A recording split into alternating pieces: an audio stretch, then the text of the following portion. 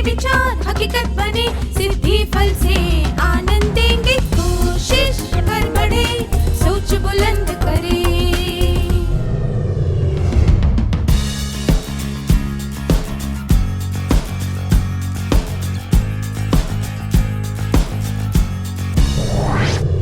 नमस्ते छात्रों, आप सबको देखकर खुशी हुई।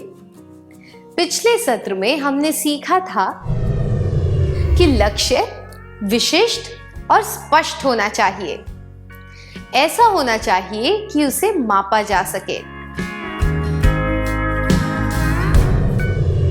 आइए अब लक्ष्य बनाने के तीसरे हिस्से के बारे में जानते हैं। कार्तिक एक मशहूर खिलाड़ी है।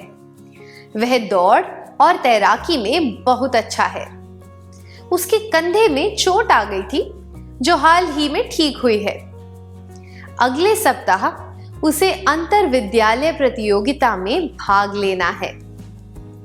उसने यह लक्ष्य रखा है कि वह दोनों स्पर्धाओं में स्वर्ण पदक जीतेगा, पर दुर्भाग्यवश वह तैराकी में अच्छा प्रदर्शन नहीं कर पाया। वह बहुत हतोत्साहित हुआ। इस परिस्थिति में समस्या क्या है?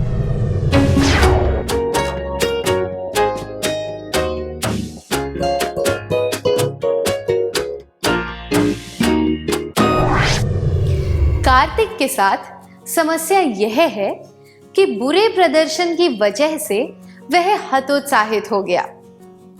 उसका लक्ष्य अनुचित था, इसलिए उसे निराश होना पड़ा।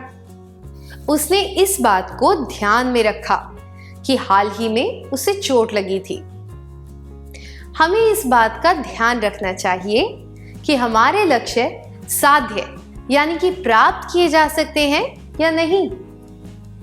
हमें यह देखना चाहिए कि हमने जो लक्ष्य रखा है वह साध्य है या नहीं और उसे किस तरह प्राप्त किया जा सकता है।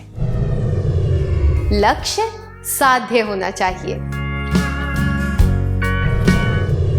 क्या अब हम लक्ष्य बनाने के अगले चरण पर जाएं? आइए मीना की परिस्थिति के बारे में सुनते हैं। मीना का लक्ष्य है अंतरिक्ष वैज्ञानिक बनना और 50 साल की उम्र से पहले एक ऐसा अंतरिक्ष यान बनाना जो सूर्य पर जा सके। आप इस लक्ष्य के बारे में क्या सोचते हैं? सही कहा, हम में से कुछ लोग जरूरत से ज्यादा महत्वाकांक्षी हो जाते हैं और ऐसे लक्ष्य बना लेते हैं जो असंभव और वास्तविकता से दूर होते हैं। खुद की योग्यता को जांचने के लिए चुनौतीपूर्ण लक्ष्य बनाना अच्छा होता है। ऐसे लक्ष्य निश्चित होते हैं और मापे जा सकते हैं। अंतरिक्ष यान बनाना भी साध्य लक्ष्य है, पर यान को सूर्य पर भेजना वास्तविक नहीं है। इसी तरह अगर इतिहास का स्नातक विद्यार्थी अगर 3 वर्षों में एलोपैथी का डॉक्टर बनना चाहे तो क्या यह वास्तविक होगा? बिल्कुल भी नहीं।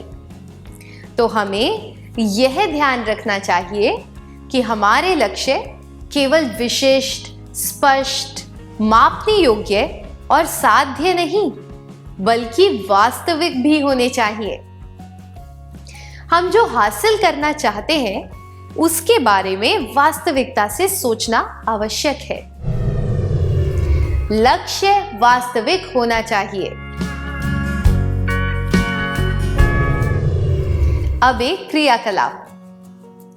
हमने जो लक्ष्य पहले लिखे थे उनमें थोड़ा परिवर्तन करना है। क्या आप इन लक्ष्यों को ध्यान से पढ़कर बता सकते हैं कि ये साध्य और वास्तविक है या नहीं? विशिष्ट, स्पष्ट, मापने योग्य लक्ष्य। मुझे राजस्थान के 2 लोक नृत्य अच्छी तरह सीखने हैं। मुझे अपने 10वें जन्मदिन के पहले इतिहास में BA की डिग्री लेनी है। मुझे भाषण देने की योग्यता सुधारनी चाहिए ताकि मैं पूरे आत्मविश्वास के साथ भीड़ के सामने 4-5 मिनट तक लगातार भाषण दे सकूं।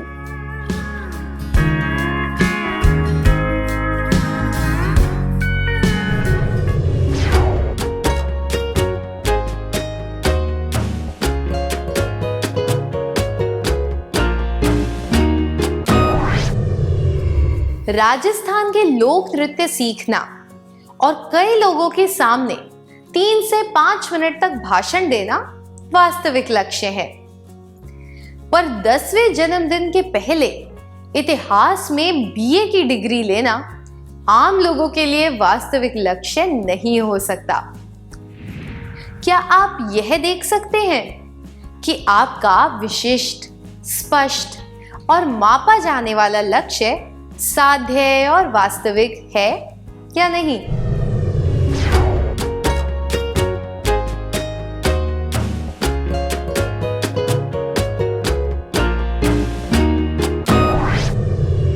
बहुत बढ़िया। क्या अब हम लक्ष्य बनाने के चौथे भाग के बारे में जानें?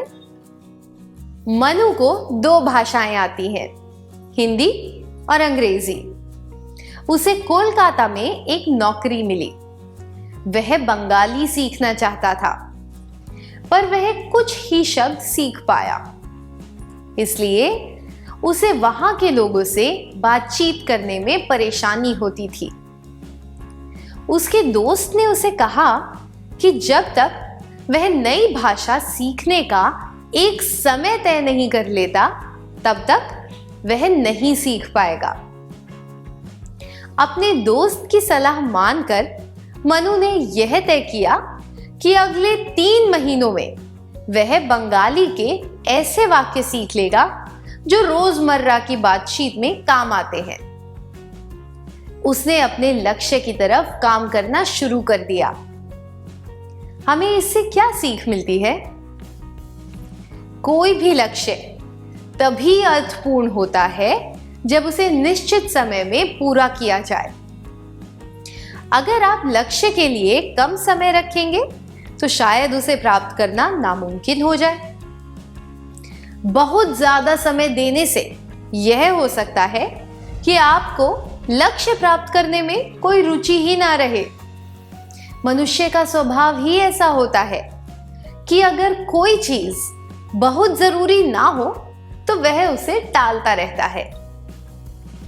लंबी अवधि का लक्ष्य कई छोटी अवधि के लक्ष्यों से बना होता है, जो कि निश्चित और मापने योग्य होते हैं। इसलिए प्रत्येक लक्ष्य में समय की अवधि होना आवश्यक है। लक्ष्य समयबद्ध होना चाहिए। क्या अब हम एक क्रियाकलाप करें?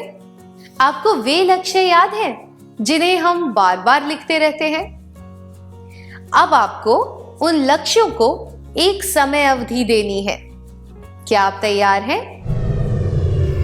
विशिष्ट और स्पष्ट, मापने वाले, साध्य, वास्तविक लक्ष्य। मुझे राजस्थान के 2 लोक नृत्य अच्छी तरह सीखने हैं। मुझे इतिहास में बीए की डिग्री लेनी है। मुझे भाषण देने की योग्यता सुधारनी चाहिए ताकि मैं पूरे आत्मविश्वास के साथ भीड़ के सामने 4-5 मिनट तक लगातार भाषण दे सकूं।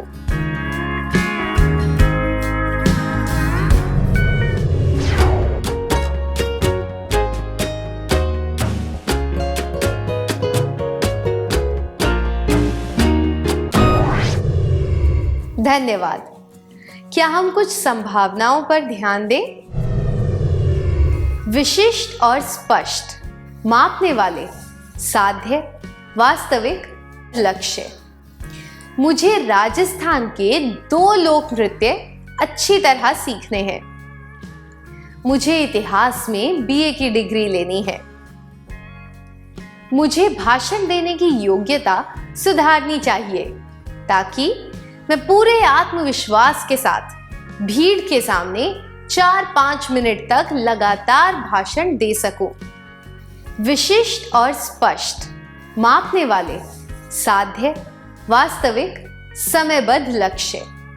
मुझे 1 साल में राजस्थान के 2 लोक नृत्य अच्छी तरह सीखने हैं। स्कूल से पास होने के बाद 3 सालों में मुझे इतिहास में बीए की डिग्री लेनी है। करीब 3 महीनों में मुझे भाषण देने की योग्यता सुधारनी चाहिए ताकि मैं पूरे आत्मविश्वास के साथ भीड़ के सामने 4-5 मिनट तक लगातार भाषण दे सकूं।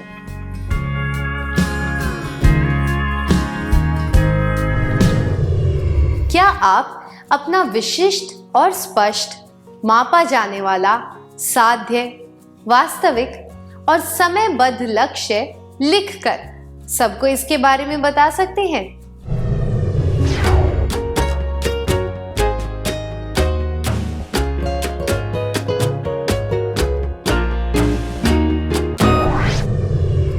हमें इससे क्या सीख मिली? हमें ऐसे लक्ष्य बनाने चाहिए जो स्पेसिफिक, विशिष्ट और स्पष्ट हो, मेजरेबल, मापे जा सके, अचीवेबल, साध्य हो, रियलिस्टिक और रिवॉर्डिंग, वास्तविक हो, टाइम बाउंड, समयबद्ध हो।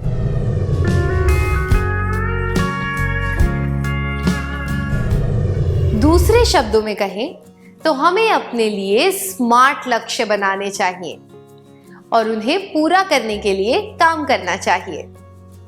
मैं दोहराती हूं, हमें ऐसे लक्ष्य बनाने चाहिए जो स्पेसिफिक, विशिष्ट और स्पष्ट हो, मेजरेबल, मापे जा सके, अचीवेबल, साध्य हो, रियलिस्टिक और रिवॉर्डिंग, वास्तविक हो, टाइम बाउंड, समयबद्ध हो। हमने सीखा कि लक्ष्य किन भागों में बटा होता है और उसे उचित तरीके से किस प्रकार लिखना चाहिए इत्यादि। अब हम देखेंगे कि लक्ष्य को प्राप्त करने के लिए किन योग्यताओं की आवश्यकता होती है। महेश अपने पिछड़े हुए गांव में साक्षरता की स्थिति सुधारना चाहता था। उसकी मेहनत से 5 सालों में स्कूल छोड़ने वाले बच्चों की संख्या कम हो गई और स्नातक डिग्री लेने वाले लोगों की संख्या बढ़ गई। जब एक टीवी रिपोर्टर ने उसका साक्षात्कार लिया तो उसने कहा कि उसने एक लक्ष्य बनाया था जिसे पूरा करने के लिए उसने विस्तार से योजना बनाई थी। उसने दृढ़ता के साथ और व्यवस्थित तरीके से काम किया और अपना लक्ष्य प्राप्त किया। क्या आप दोनों इस दृश्य का अभिनय करके दिखा सकते हैं?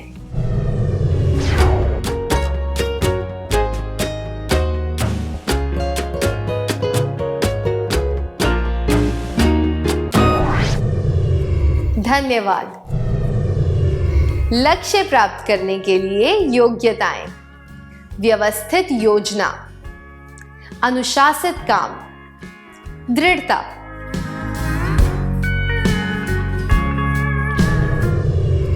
स्मार्ट लक्ष्य तय करके उन्हें प्राप्त करने के लिए आपको हमारी शुभकामनाएं। क्या अब हम सत्र का सार संक्षेप कर लें?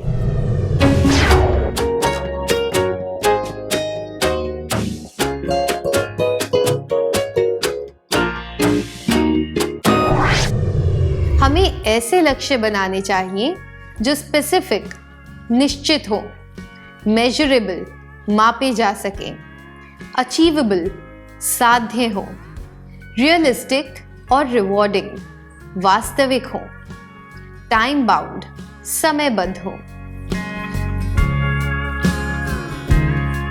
लक्ष्य प्राप्त करने के लिए योग्यताएं: व्यवस्थित योजना, अनुशासित काम, दृढ़ता।